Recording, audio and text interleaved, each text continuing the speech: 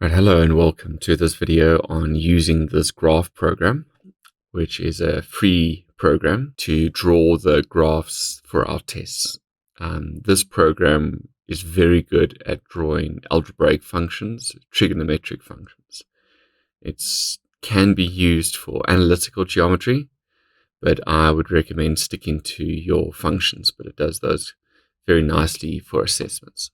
So the first thing is you'll need to download the software. You can see the website here. If you go under download, you see here that it's open source and distributed under GPL. Okay. And we're going to choose the latest version here to download that, and we install it. All right. Once it's installed, you should see a screen similar to this, although your drawing area might be a little different. The first thing we're going to do is to set up our axes for default properties so that we can get going drawing the same graphs every time. So at the top left here, we see that we've got an axis, and if we right click and we choose edit, here are the properties for our x-axis. Now we will be returning back to these minimum and maximums later on. You can use the label function here, but it doesn't make it an italicized X. So I would suggest you leave this off. You can also use the auto ticking and auto grid things, but again, I would normally suggest that for a test purpose, this is something that we want to do manually. We will do an example that has a grid on it, a trig function, so we can have a look at what that would do. At the moment, you'll see that mine is not showing the numbers. Again, as we go through the examples, for something we might want to show these as numbers. Now, so just go and change these settings so that it matches mine. We're going to choose this option now while we're setting this up for the first time. And if you find later on you need to go back and change your defaults, you just recheck this here and it will save the new defaults. We want the y-axis to match it. Again, these numbers don't match too much right now. We're going to leave the label unticked. The grid, we're also going to leave as a 1 and a 1, although we're not showing the grid and we don't have numbers shown for now. All right, under settings here, this should be in the default. The most important thing to check for trig is that we're working in degrees. And again, here that we normally use cross axes. We can choose where it crosses for if you want to do different graphs, but for our normal algebraic graphs, we use crossed axes. And we don't want to show a legend. It just gets in the way. It's not necessary for tests. Maybe if you want to use it for teaching, you can. But we want to have no legend shown. Then here in our font and color, we're going to choose a background color of white. Our axis color, you have to choose them here as black. The grid color also we choose as black. Then we're going to set up our default fonts. Okay, we're not too worried about the legend font because we're not going to use that, but these labels and number fonts are both very important. So for our label font, this might seem a little bit strange, but the most important setting we have is at 24 here. We can keep it at regular, Times New Roman, and keep it as black. Choose OK. For the number font, we want to match that as well. Times New Roman, regular, and 24. These are just defaults. We will be able to change individual labels later on. But again, we just want to save ourselves as much time as possible by having good default settings. All right, so we choose OK. So the best way to learn any new program is just to play around. It is very difficult to break things, but you learn the most by trying things, seeing what works, seeing what doesn't work. I have chosen 2 examples to do in this video that cover a huge amount of the skills needed. I have also provided you with basic templates or examples of the different functions, so you can refer to those to see how I've drawn them, and then you can either use those as a template and adapt it, or just refer to them as an example. The first drawing I thought we could do is the one we used in our word setting the test example, where we had this hyperbola. And so hyperbolas are going to be quite tricky in terms of horizontal and vertical asymptotes. It's also a 2-part graph. But we'll start with this idea of a straight line. How do we draw this very first straight line? And then we're going to get to the hyperbola.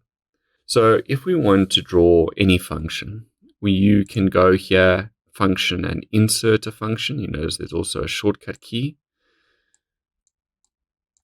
But here we have inserting a new function. All right, and then here we're going to make sure it's a standard function. We will have to use a parametric function for the one thing. But for a standard function, we're going to simply type the linear function f of x equals to x. We're going to return back to these argument ranges and endpoints and line styles. We're going to come back to them. But for now, we're just going to type in f of x equals x, push OK, and you can see it's then drawn it. You may notice that these axes are not square axes right now. We can change them to square axes and make this 45 degrees. But again, that's going to come later once we have a better idea of what our whole object is going to look like. The second function we're going to introduce is the hyperbola. So again, here in the equation, we're going to type the equation. Now, this has a syntax. It's very similar to something like Microsoft Excel. It's a fairly standard syntax. So we're going to use 2 / as the division symbol. Then we must use brackets to indicate that x plus 1 is our whole denominator. And then after that, we have a plus 1. So if we click on this now, it's going to draw a hyperbola with a vertical asymptote at -1 and a horizontal asymptote at 1. All right, so that picture doesn't look too bad. We can now, to scale this picture in a way that feels comfortable, we're going to, I double-clicked, or you can right-click and choose Edit on my axes. You notice now I'm not saving this as a default. I'm going to turn my numbers on for my x-axis and turn my numbers on for my y-axis. So now we have a better idea of the scale. Obviously, most of the times for the final version of the test, we don't have these numbers on, but you can now get a better idea of the scale. Using the hand tool, you can move the axes around, so you can position the graph as you want. You can also use the zoom function to zoom out or to zoom in. If you want to have slightly more control over the zoom function, under zoom here, one of the options is to make it square again. So now you can see that my y equals x has a 45-degree angle. You can also choose here, now that we have an idea of what our graph looks like, where our minimum and our maximum should actually be. And this is also where you would change your horizontal and your vertical scaling if you don't want a one-to-one. So if we look at this graph here, the horizontal scale doesn't seem too bad. But perhaps with the vertical scale with the y-axis, we just want to compress that graph in a little bit more. So it's important to note that the aspect ratio of this window here will match what you paste into Word. So you want to try and keep it fairly default, try and keep it relatively landscape as opposed to very square. But you'll see once you start to bring them into Word how the two correlate. Okay, so with my minimum y value, I'm going to go down to -6, and my positive y value, I'm going to go up to 7. Let's see what that looks like.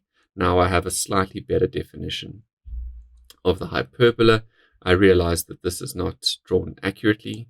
Perhaps I want to just move it down a little bit like that. Now we have a good looking picture, clear curves, clear shape. All right, so the next logical thing here would be to insert our asymptotes.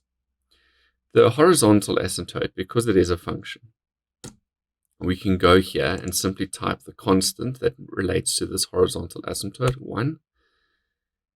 Then we can choose a line style here. We can choose dotted. You can also use the dashes if you would prefer. And we go, okay. And so now, let's zoom out. All that hard work was undone. Okay, we now have a horizontal asymptote going through 1. The vertical asymptote is more complex. One of the ways to do it is to insert it as a relation instead of a function. So in a relation, you can type x equals to -1 here and push OK. The problem with that is that we cannot change the style of this line, or yet I don't know how to change the style of this line. In these style properties here, they refer more to a fill than to a line. So even if you change it to something like this, it doesn't change the style of that line. So you can use a vertical line like this. However, we would like to match a horizontal one. So you should only have to do this once or twice to get your head around it. We're going to use the function, but now we're going to change it to a parametric function. Now, let me just, before I show you that, say the help in the list of functions, frequently asked questions, is very helpful in terms of getting your head around or asking questions, particularly these frequently asked questions. So one of the aspects here is, how do I plot a vertical line? And we want to use this parametric function. They show you the syntax, which we're going to look at now. X equals 5. We're going to use the x of the t as 5, and the y as t we keep as t. So let's go and look at what that looks like here. We're going to change this to a parametric function. Because we have a vertical line, we're going to choose this here as the x value as -1. The y of t, we're going to just keep as t. Sometimes you may have to go and play with these values if your line doesn't extend in the full direction. But that looks pretty good that we now have a vertical line. You also notice that I had previously used the line style here, and this line style does carry through. And now we've got horizontal and vertical asymptotes. So the next thing we would want to do, now that we've got everything set up, it would make sense to start to put arrows on the ends of our functions, which is something that's difficult to do in Word. Just in Word, well, in Word it's difficult to get this shape. In something like GeoGebra, it's difficult to add arrows onto the ends. In Graph, it's relatively straightforward to add arrows on to the beginning and the end. So let's go back into our straight line. We're going to choose to edit here. Now the important thing, we can choose our start and our end values. We're going to make them arrows. Let me just show you here that just simply choosing those does put them right at the edge of your canvas. You may want to restrict the domain, and certainly with something like the hyperbola, we're going to have to restrict it. So with this, you can see here, I'm going to work with the linear function. I might only want to go to -4.5, so -4.5. They use points in this program. And at the upper end, perhaps I want to stop at 4. So by doing that, I bring the two ends in, and I don't have this infinite graph going in both directions. Then, for our hyperbola, if we go and just choose our start and our end values, you can see it does put them on the edges of these functions, the parts going to infinity. However, these asymptotes, the part of the graph approaching the vertical asymptote, does not have arrows on. So you can restrict this now at this side here to go from like -7 to 4, but it's only going to affect those endpoints there. So the way that I've seen that the department examiners get around this is that they copy this function and they paste it. In other words, they duplicate it. In the first function, we're going to start at -7, and then we want to go and choose a value down here near the end. Now, a nice function, if you look down here, it actually gives you an x and a y reading. So you can go down approximately here where we would want to be at the end and see that that's approximately -1.32. So if we chose from -7, we can go here to -1.32. Now you'll notice that we do get an arrow on that edge there. You might even want to bring it back a little bit. Sometimes it helps to, sorry, that's going the wrong way. So if we went 1.35, now yeah, but why is this part of the graph still showing? It's because we have duplicated our function here. So this hyperbola is still carrying on to the left. So in the other hyperbola, or the other branch of the hyperbola, We now want to start it somewhere just to the right of this asymptote. You can also just estimate it here and say, well, about negative 0.7 might be a good starting point. We can adjust it later, and then we're going to go to 4. And now you see that we're stopping well within the bounds of our axes. We're still getting this idea of approaching, but we have arrows on both ends of our graphs. Now that we've got a picture that's fairly satisfactory, I'm going to go back into my axes. I'm going to hide my numbers. And now we can start thinking about the labeling. So using this test example here, we're going to go and label that linear function. We're going to label our axes. We're going to label the asymptotes. Both parts of the graph is G, the T, and the S. And most importantly, O is the origin. So you're going to use this tool here that says insert a text label. If I start typing here, you can see it's on font size 24 with a black color because that's what we set up. And we now have X. So as X here, I can label. Okay, if you need to undo, like I needed to undo there, we undo there, we take the hand tool off, and now we can shift our X onto that axis. We're going to go here and tap in a Y for our vertical axis and put it next to the axes either side. It does sort of snap a little bit, but that's a good placement for those axes. While we have this here, let's go and label our function y equals x. Now you'll notice here that those are very compressed next to each other. So generally, if you put a space in between each letter, it looks fairly respectable, and we label that point there. We also want to use our italics still to label G for this branch of the graph, and then we're going to label G again to indicate that this is the same function, just the other half part of it. All right, now we want to go and label some points. Now, if I go here and say that I want to label 3 on the y-axis, you can see it's italicized. That's the default. But we can simply click on the italic, take it away, still font size 24. Now this point here, I can go and label it as 3. Maybe I want to move my G just a little bit away, but you can still see there's my y-intercept at 3. If I choose the text tool now, it's remembered my setting. So you just want to try and do your italics and then your numbers or vice versa. Positive 1 is going to be my y-intercept. Negative 1 is my x-intercept, or the x-asymptote, the vertical asymptotes, apologies. Negative 1 there. I did forget to label my origin, but normally the origin is not italicized, and we use a capital O, not a 0. We still need our x-intercept to be S over here, and we need a T for the point of intersection. T. Okay, now you'll notice that I haven't saved this yet. It's bad habits, but we can save it here.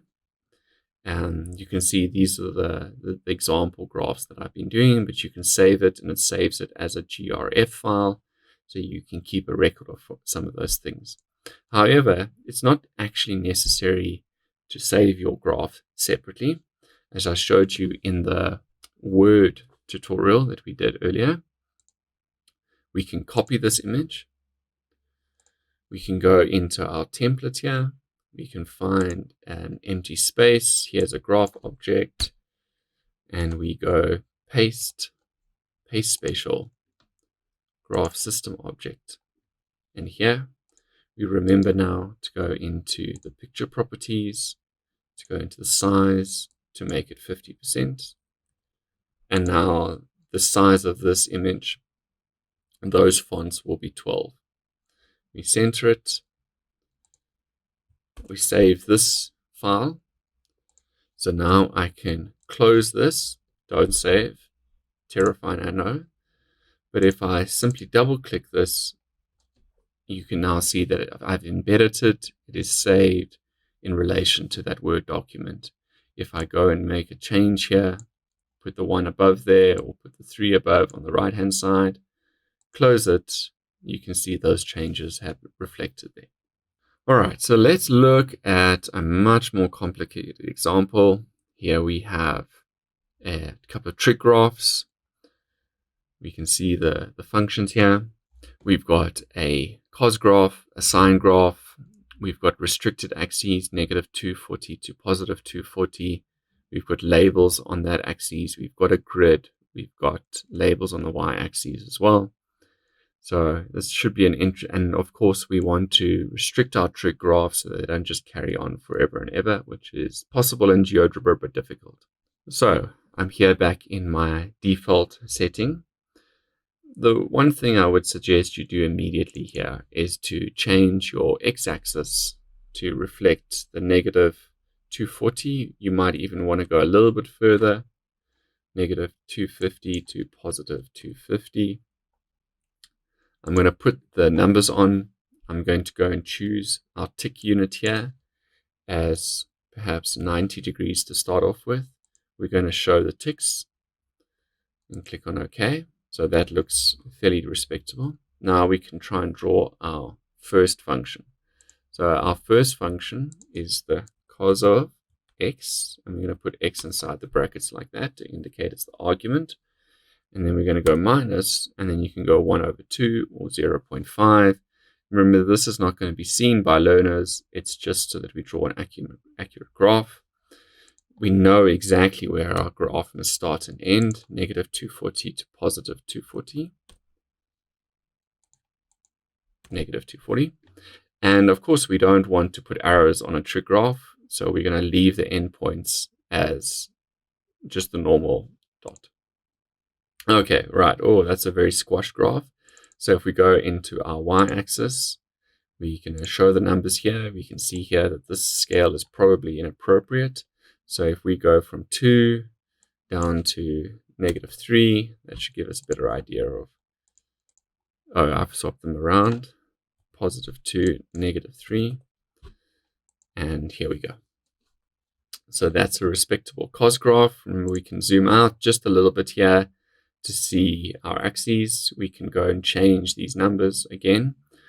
The one thing you'll notice immediately is that there's no degree symbols here. So how do we get the degree symbols from the test? We're going to look at that. But for right now, we just want to draw these two graphs. Okay, so I've got my one graph there. Okay, so we're going to go and enter our sine function, which to match this example is the sine of x plus 30, shift 30 degrees to the left. We're going to start at negative 240, end at positive 240. Right, the endpoints, leave those as is. All right, there we go. So now we can see we have quite a similar picture to what they have here. You can see their maximum is positive 1. Their minimum here would be down at negative 2, maybe a little bit more.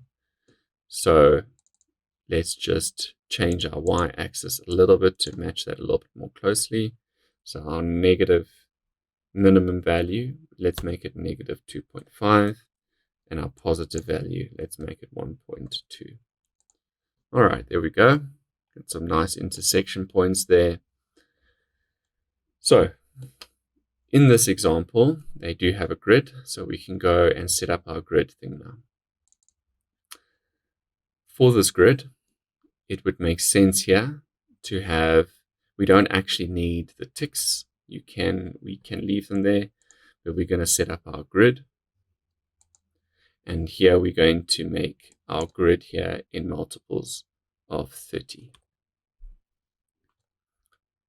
Okay, the font and the color here, remember we want the grid to be black.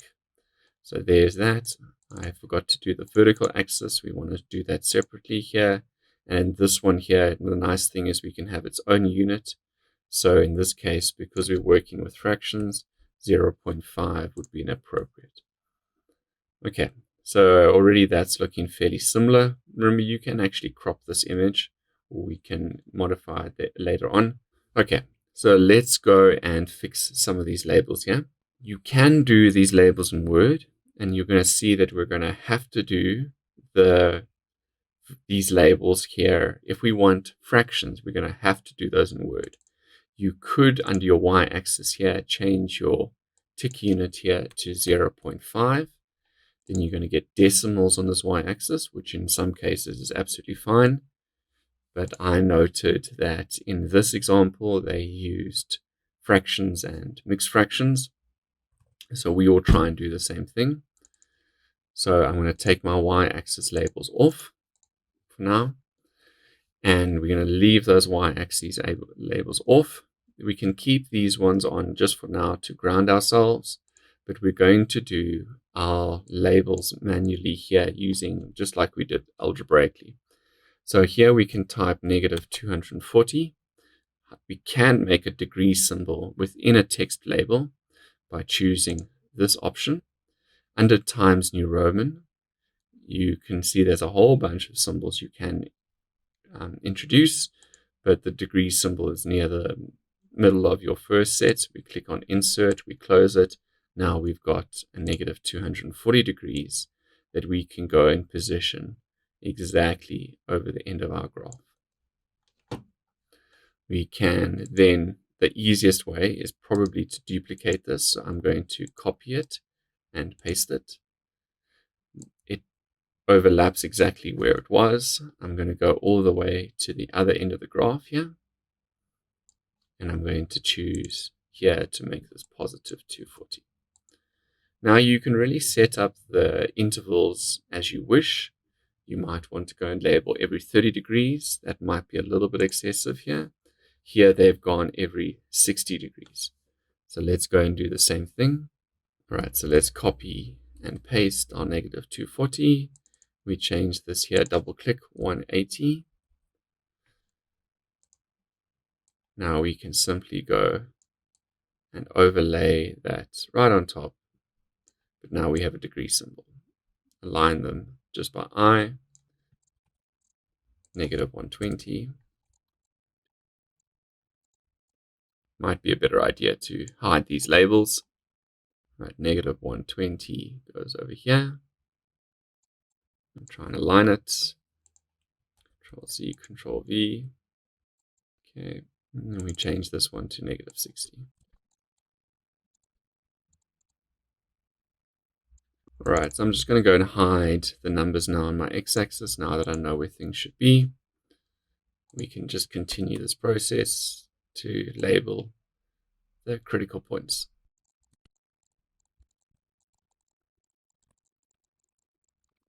Okay, right, we're going to include 0. And now we must remember to label the x and the y-axis. So we can go here, x. Now we see it's not italic. You might even want to bold the labels for the x and the y-axis.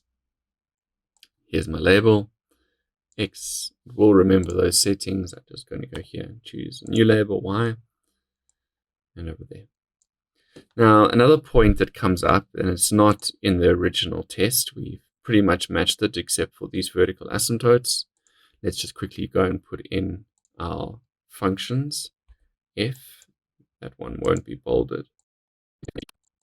Okay, we might want to, for example, label this point.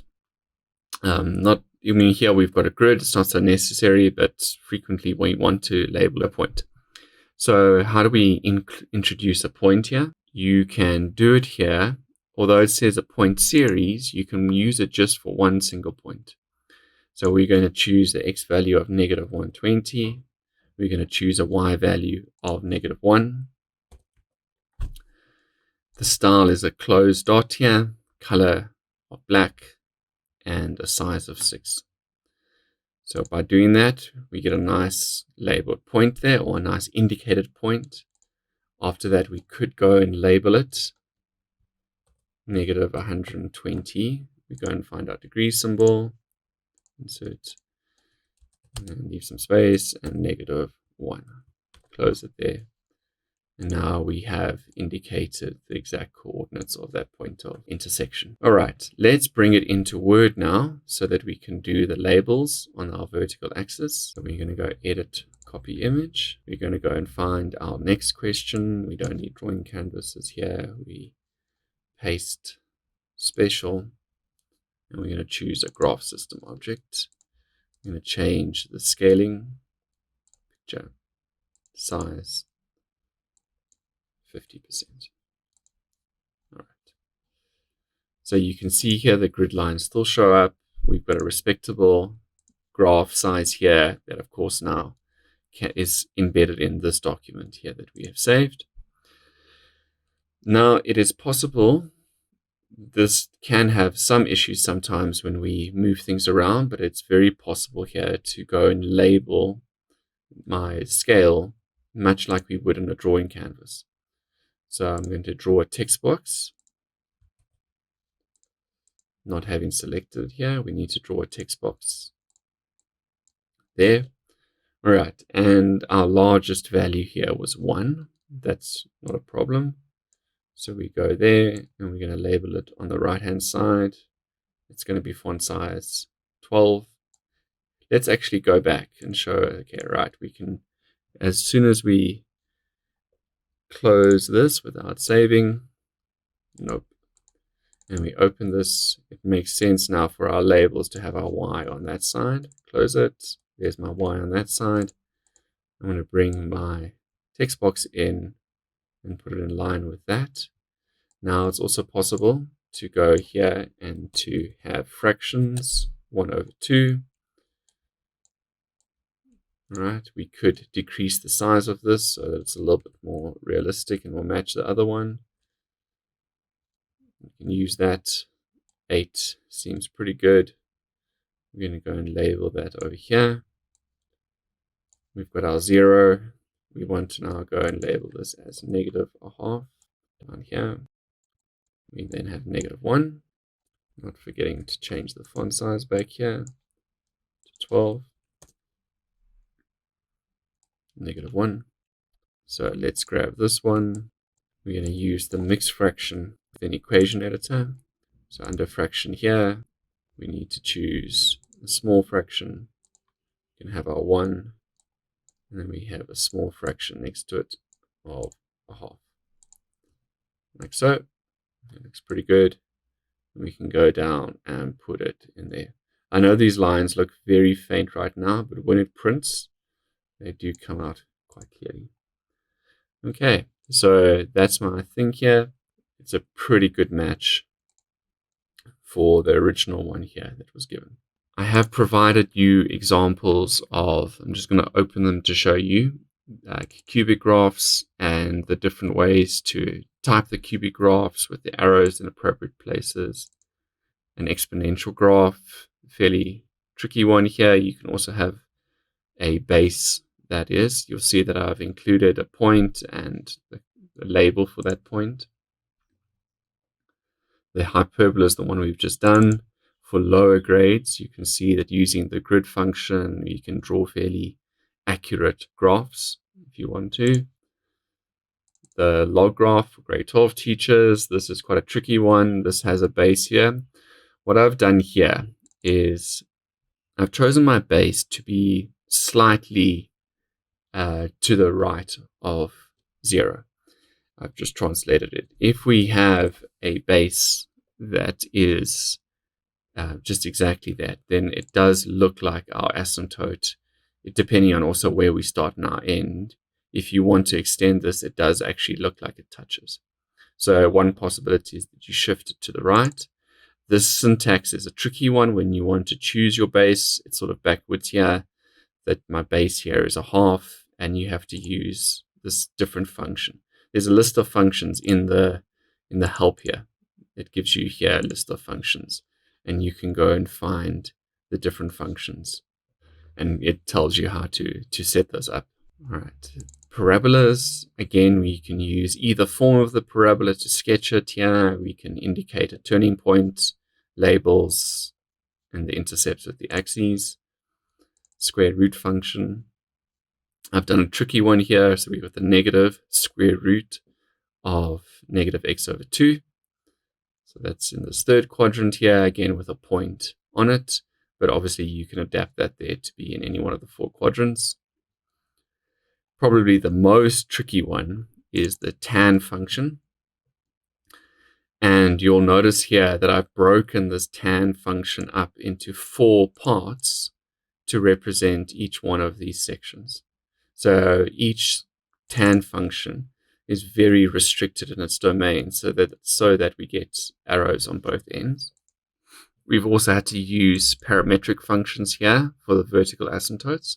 These labels are done manually. You can see the labels are there. But again, if you need something as a starting point, this template hopefully would help you to get started in drawing a tan graph for a test. So I hope that is helpful. I hope that you feel confident in sketching functions. I think that these look very professional. They match what the kids are going to get in grade 12. It is a new program to learn, I know, but I'm hoping that that was helpful. Again, if you find better ways of doing anything, please let us know. Otherwise, good luck for your exam setting.